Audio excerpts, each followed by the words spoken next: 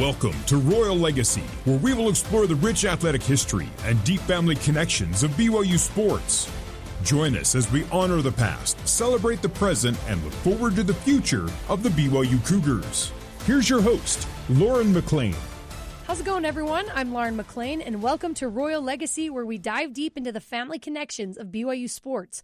Joining me today are uncle and nephew Todd Miller and Simon Kwon. Todd is a former BYU golfer and son of golf legend Johnny Miller. Simon is a junior on the BYU golf team and nephew of Todd and grandson of Johnny Miller. Thank you both for being here with me today. It's fun to be on the podcast. Appreciate it. We need to go through the genealogy of the Miller family just real quick here. All right. Todd has three brothers, John Jr., Scott, and Andy, who along with Todd played golf for BYU. Todd also has two sisters, Kelly and Casey. Casey is the mother of Simon Kwon, who won the 2023 Utah State Amateur Golf Championship and is a junior at BYU. All right. So, uncle and nephew we got here. This is going to be really fun. Todd and Simon, what's it like having that kind of golf pedigree? Let's start with you.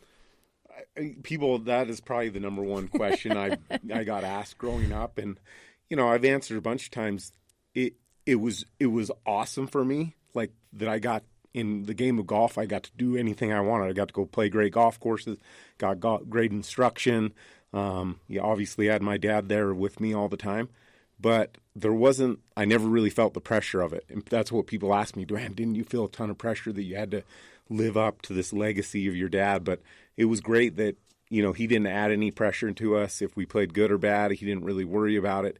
And so for me, it was all good having that family legacy.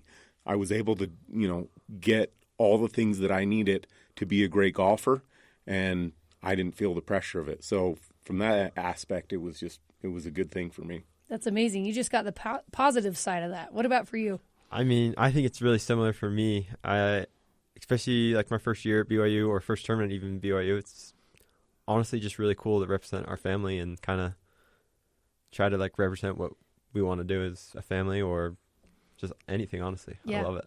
Todd mentioned that he didn't really feel that pressure. Do you feel that pressure carrying on your family legacy? Honestly, not really. I mean, it's not something I really thought about until I got older, maybe within the last couple of years, but it's never really added anything like extra on the golf course or wherever. That's good. Because you figure out people truly don't care, right? They just want you to succeed, and they don't really care like what happened before you. They just care about you. Yeah. And that's what's cool, probably having your uncle here too in the program with you. Todd, I want to know, so you mentioned you got to do a lot of cool things with your dad growing up. When did you realize, like, okay, my dad's a big deal? I would say, as you talk about the cool things, and my dad's a big deal, he never really made himself like a big deal, at least when I was around him. He'd come home and he was just dad. But I remember being able to go to TPC Sawgrass when he was announcing, because his career was pretty much over golfing when I was old enough to know what was going on. And so I remember going out on Sunday with him as he would look at all the hole locations to prepare for his announcing, and he would let me fish. And so like Saturday, Sunday, I would go on the road with him, and he'd let me fish. And I remember being on the 17th hole at TPC, and I'm fishing while all the crowds are getting ready for the players, that are going to come through on that hole, and just being with them, and, the people yelling, "Hey, Johnny, tell it like it is," and I'm catching fish and they're clapping for me. That's just a cool memory for me, thinking, man, this is cool what my dad does. It's cool what he's accomplished in the game, and I get to be a part of it as a little kid. That's incredible. Yeah. So they're about to start this tournament, and you're just fishing. Yeah, I think to date my biggest applause is catching a largemouth bass on 17 at TPC Sawgrass, not as a golfer. So. Oh, I think that's so dang cool. So I bet your dad traveled a ton when you were growing up. I imagine he probably wasn't around a ton. So what influence did your mom have on you during that time?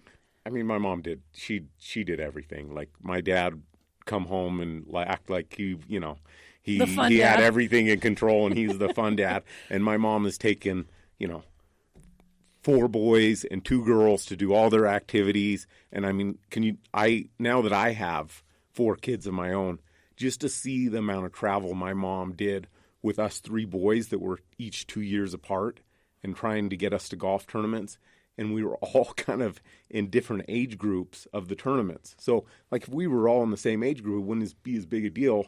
You could just go there, get us off. We're all going to tee off within an hour. But, I mean, she just was all over the place and an amazing mother, great influence. She held the family together for sure.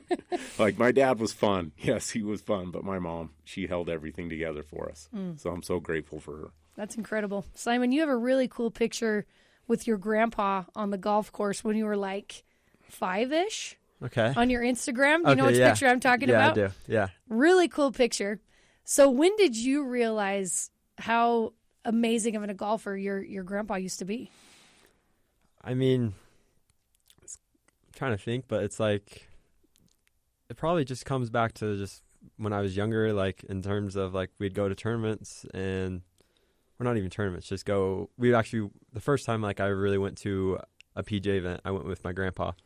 It was TPC Sawgrass as well, and then he just invited us in the broadcast and we like listened to him watch or talk about golf the entire day, and it was him and, was it Nick Fowler probably? Who's the other guy?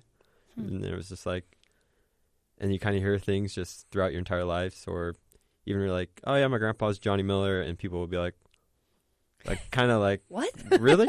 Like, especially in the golf world. I mean, yeah, it's honestly a really cool experience just to kind of see what he's done and all the amazing things he's done. Especially, I mean, he won the Bobby Jones Award 2 years ago, and I mean, I think Tiger won it last year, so it's like he's up there with Tiger in that. So it's just pretty awesome. Yeah, that was a cool experience for our family. Like to have the younger kids, the grandkids there, and to kind of see the legacy that he created in the golfing world, for our family, and just also as a representative of the Church of Jesus Christ, and just see the respect people have for him in that light, but also to see the love that those players and the broadcasters have for him is a pretty amazing thing for all of our family to see that. And I love that you mentioned that he didn't necessarily put any pressure on you or your brothers and sisters to be amazing at golf. So I want to know, when, Todd, did you really fall in love with the game of golf? It was right from the beginning. I mean, all my brothers played. My sisters knew how to play. And so I had a grandpa that was incredible. Like, every single day, as soon as we got out of school, he waited for the moment to go on the golf course. And so we were supposed to call him right when we got out of school. He'd answer the phone, and he wouldn't even really say hi. He would just say, "See you at the course," click. And so to have somebody that has that much energy and love for the game of golf, which my grandpa did, it made it so easy for us to love it, because it was all positive. Like, I don't ever remember him saying, "Oh, that wasn't so good, you did this or that." It was just like, "Oh, that was a great swing, that was a great shot, that was good balance." Like, it was just always positive. And so as little kids, the three of us together, Scott, Andy, and myself, we had that around us all the time. My dad was traveling, playing golf events, but to have my grandpa right there and have that positivity in your life, you're going to love what you're doing if you have somebody that does that around you. And, as I'm coaching, that's what I'm hoping is my grandpa's like looking at it and go, "Hey, I love the energy you have for these guys. That's what I want you to do," And I feel that once in a while on the golf course. And it's just cool to have that relationship with my grandpa. My dad, he coaches a little more like he announces. He's gonna be a little critical, and he's gonna pick things out, and he's very good at it. And so that was good to have the balance there. My grandpa just telling, "Everything's great, everything's flowery, you're the greatest in the world," and my dad going, "Hey, you need to fix this." So it was a perfect world for us to grow up in as golfers. And that's what grandpas are for. Yeah. That's what grandpa should be doing. I love that. He played that perfectly. Simon, your mom, Casey, Todd's sister, she isn't really a golfer. Is that right? Yeah, not a golfer. Not a golfer, okay. How did you originally get into golf? It's a little weird. Both my parents are not golfers, I'd say. And, I mean, it just kind of just started. I don't really remember when I started playing golf. I think the first time I picked up a club was probably when I was like 2, and kind of just took it from there. And I guess I've just always loved the game. I've never really thought about like when I started. It just kind of happened and never really looked back. It's in your DNA. It is kind of interesting because 25 grandkids, is that right? I don't know. 25, 26, somewhere in there. I don't know. We don't have that many golfers in the family, to tell you. Really? The grandkids. There's only a few of them. So. And you came out of the womb when you got a club and you were ready to go. I guess so, yeah. I love that. It was your great-grandpa that was helping you out, I think. Todd, neither of your sisters played golf, and then they attended the University of Utah. So was that on purpose? Because I read something somewhere that your sisters were like, can we please not talk about golf at the dinner table anymore? So did they go to the University of Utah just like, okay, give me a break from all these guys? I don't think so. I think they felt like it was a great school, and they wanted to be in Utah, and so it was a great opportunity for them to go to school there. And, among our family, I hesitate to say this, but there was never a lot of hate towards University of Utah. Like, my dad never talked poorly about University of Utah. He didn't really talk about University of Utah, but like there wasn't a hate there. Mm-hmm. And that was kind of an interesting thing when I came to Provo and started playing at BYU and had friends here that like, they just loved BYU so much. And there was like, man, you're talking to those Utah players? You're friends with them? And I'm like, oh man. And they're like you just go to a BYU Utah football game and your mind will, everything will come to light for you. And so we never had that. Our rival in golf was UNLV when I was at BYU. We wanted to be UNLV bad. And that was kind of the rivalry. And it was never between BYU and University of Utah at that time. But Utah's golf program is kicking it up a notch. And so it's good. And we're both in the same conference. So it's kind of kicking it into full motion here. Yeah, so I want to ask Simon about that then. So now, because obviously, Todd, you mentioned football and basketball. These are huge rivalries with the University of Utah. From a golf perspective, is that rivalry there? Like, do you really want to beat them more than any other team? I mean, it doesn't hurt to beat them. I mean, especially this year, it was really fun. We had the opportunity to play them in the Big 12 match play, and it came down to the wire, and it was honestly probably one of the most fun days of golf I've ever had.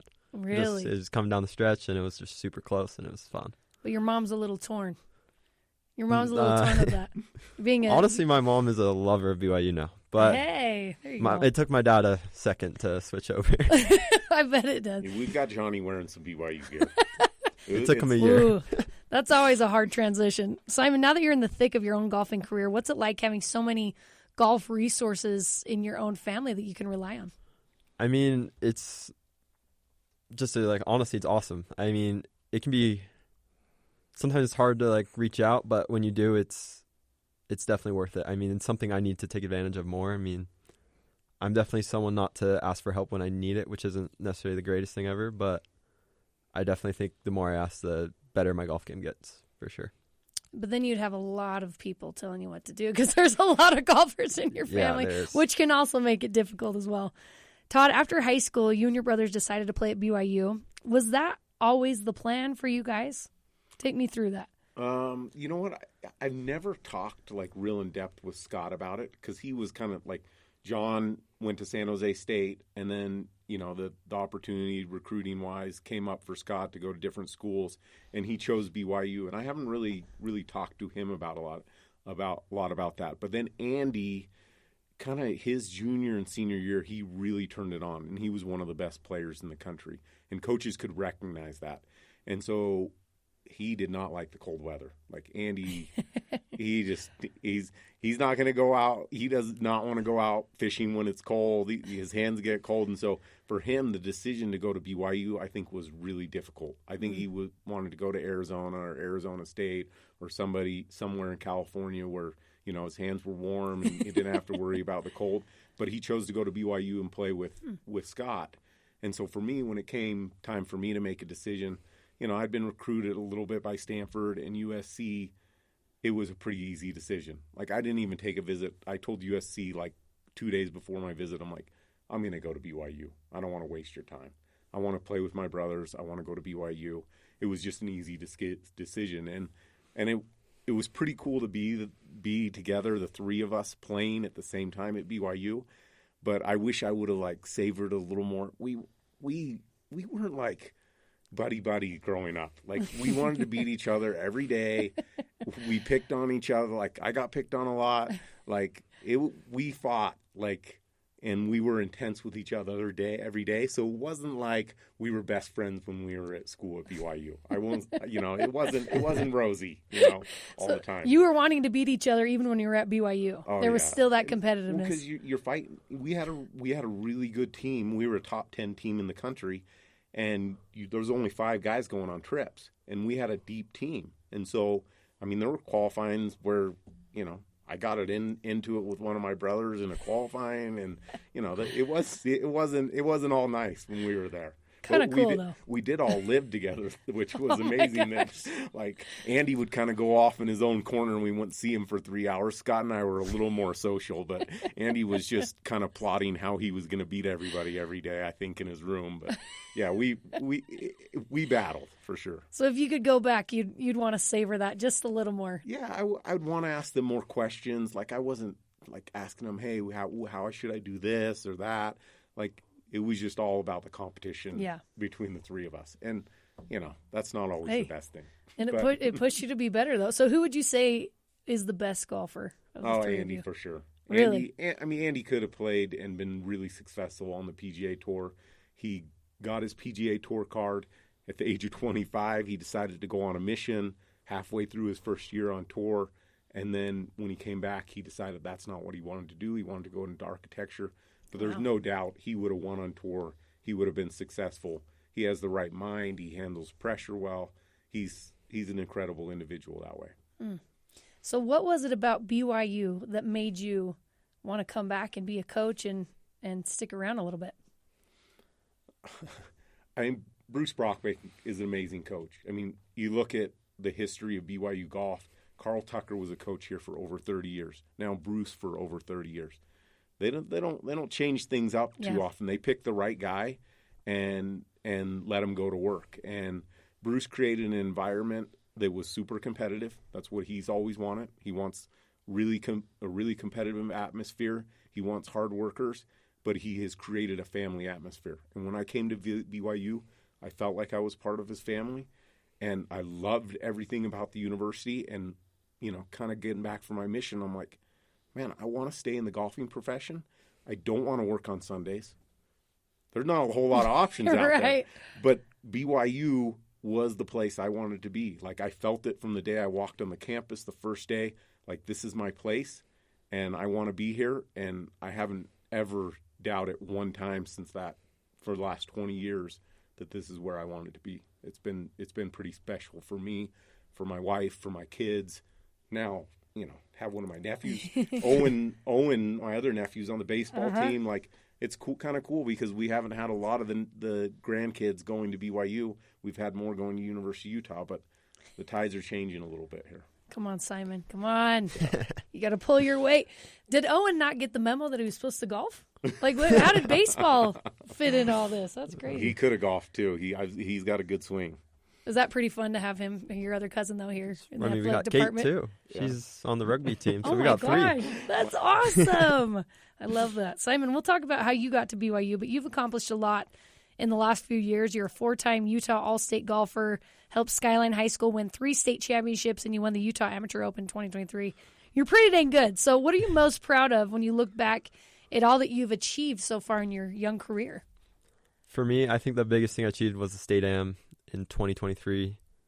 Not because of necessarily the win, but because of the loss the year before. I lost to my teammate, Zach Jones, in the finals the year before, and it definitely stung a little bit.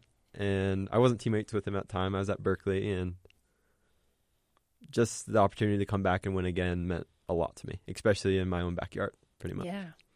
And you your dad was your caddy? Is that right? Who was your caddy? My dad was my caddy. Yeah, what was that like?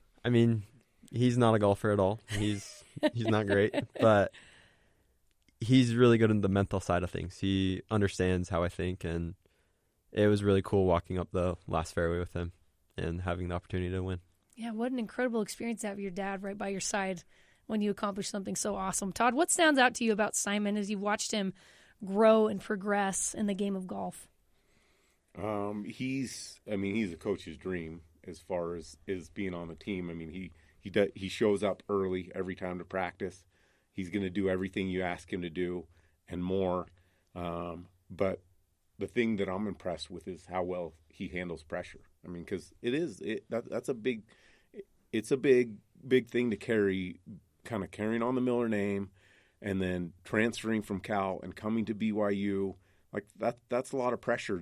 And then playing, for your uncle. Mm-hmm. There can be a lot of pressure there. And he came in.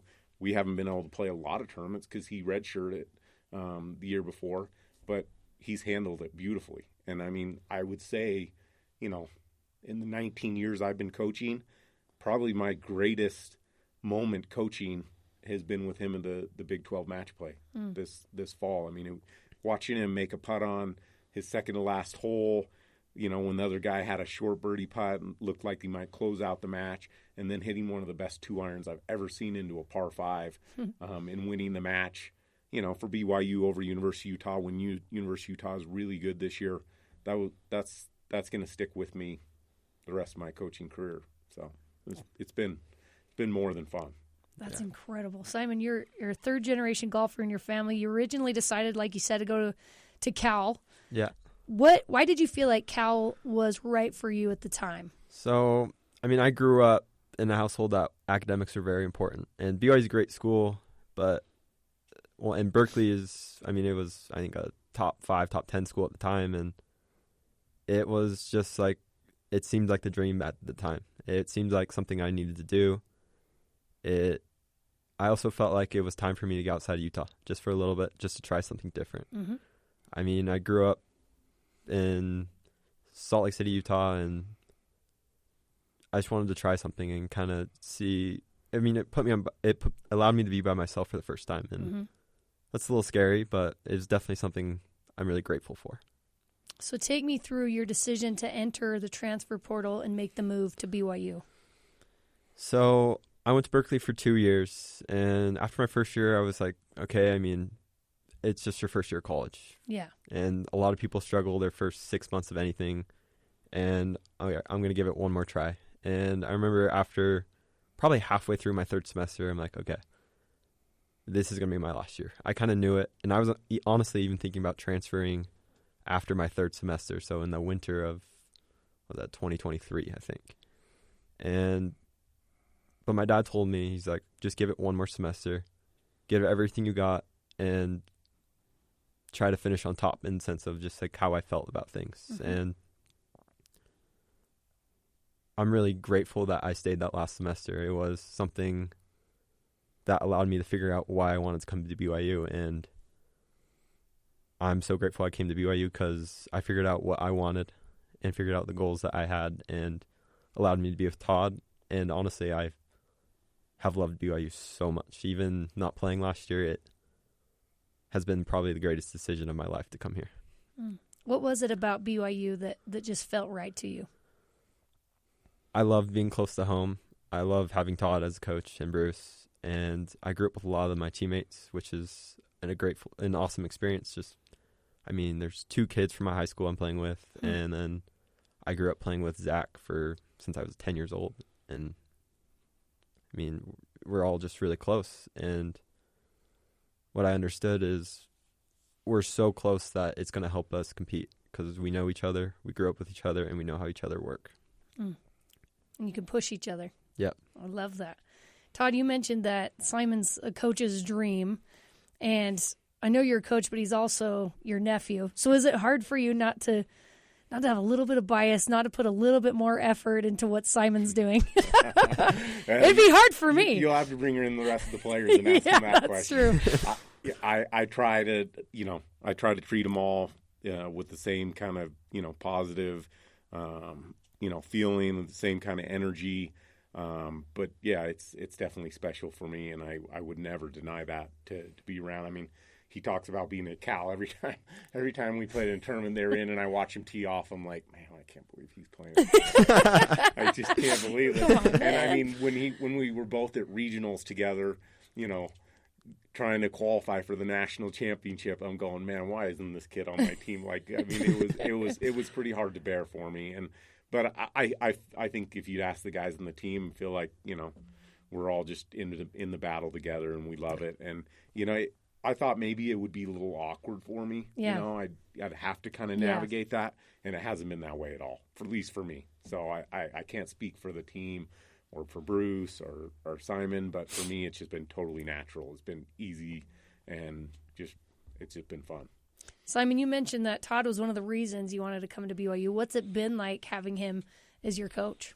It's probably the coolest thing ever. I mean, I loved my coaches at Cal, but it's definitely a little different. And I remember one of our first meetings ever, it was like there were some compliance meetings, and then we met after, and Todd bore his testimony. And it was such a weird experience because it's like I've never really been in a golf meeting where we talked about Christ, and I don't remember necessarily what was said, but I just remember like the spirit was very strong, and I just felt instantly like school didn't even start. I think it was like a week before school started, and I just knew this was the place I wanted to be. That's powerful. That's incredible. Todd, you now have 4 kids with your wife, Shannon, Kate, Jane, Nick, and Molly. What lessons have you learned from golf that have helped you being a father of 4? Yeah, the things just aren't always rosy. Like I did a post on my Instagram yesterday because my son Nick is full in it. He loves golf, and he expects every shot to be perfect and every round to go perfect. And he can't understand it yet, and it's driving me nuts as a father. But I'm like, Nick, you will not play one round your whole life where everything goes perfect. I know you want it. Every golfer wants it, but it just doesn't go perfect. I mean, one of the best rounds ever played was my dad at the U.S. Open. He had a 3-putt. Okay, he shot 63 in the U.S. Open. He had a 3-putt. There was something that went wrong, and so that's just everything doesn't line up and go perfect, right. And you've got to just learn to be able to handle that and still stay positive. I listened to your podcast with Chad Lewis, and the thing I love about Chad Lewis is the positivity. Every day, every moment, every situation that gets thrown at him, he throws positive back at it. And so if I could tell my kids, I could tell my golfers, everything that gets thrown at you, if you can throw positive right back at it, you're going to win in life, and you're going to be happy. Like, you're going to accept the challenge. And then the thing I'd add to it is just be grateful. Grateful for the walk, grateful for the opportunity. I hope every time our guys tee it up that they play with a sense of gratitude. Man, I get to do this day in and day out. My coaches take me around, and I get to do this. I get to go to school at BYU and play golf. Like, I just hope that they wake up every morning with the gratitude and positivity in their life, and that's what I want for my kids. I love that. And you got to learn some patience, right? Patience has to be a good one because, I mean, I've been golfing a handful of times, and I don't have patience, and I'm terrible, so that's definitely something you got to have. Yeah, and the problem with golf and like a sport like tennis or something, you just can't pass it off to somebody else. Like, if you don't know how to hit the driver well, it's not like you're like, hey, I'm just going to avoid that part of my game. You're probably going to have to hit a few drivers that day. You can hit another club, but you're probably going to have to chip. You're probably going to have to putt. You can't pass it off. You can't hide anywhere. You're there, and you're fully exposed, and you've got to be able to just take it on. And like Simon said with his dad, like, it's the mental aspect. If you can be as strong mentally, you can succeed in this sport. It's not all about the physical attributes that you have. Yeah. So it's a beautiful thing about golf. Simon, with all the success you're having at such a young age, who in your family is the one that keeps you humble and focused? Keeps me humbled and focused. Definitely my parents. I mean, my dad always asked me, especially when we win a tournament, is this the beginning or the end? And it's an interesting concept because you always hear about the people who win one tournament and then you kind of never hear from them again. And especially since when I won the state am, it was, is this the beginning or the end? And it's just important to remember, all right, no one cares the next week if you won. Going into the next term, everyone's like, okay, you won, but we're all in the same field again. And I think it's important to remember that and really just understand that, we're playing a game of golf, and it's a beautiful thing, and we should be grateful to be here. When you think of your young cousin Nick, how old is Nick? He's 12. He's just 12. He just turned 13. Just turned 13. Just 13 yesterday. Because I'm sure you got a lot of young golfers that are looking up to you right now. What's some advice that you would give them if they're trying to make it to this level?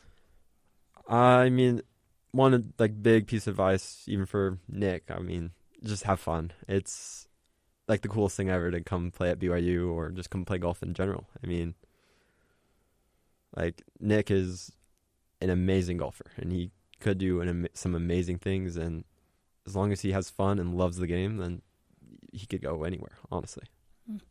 I'm here with uncle and nephew BYU Golf's Todd Miller and Simon Kwon. Todd and Simon, thank you so much for coming on the show with me. You guys are incredible, and I really appreciate it. Thank you so much. Thank you. Thanks again to Todd Miller and Simon Kwon for coming on the show with me. Tori Kimball helped produce this episode with senior producer Terry South. You can join the Royal Legacy wherever you get your podcasts, on Apple, TuneIn, Stitcher, Spotify, or on BYURadio.org. Royal Legacy is a production of BYU Broadcasting.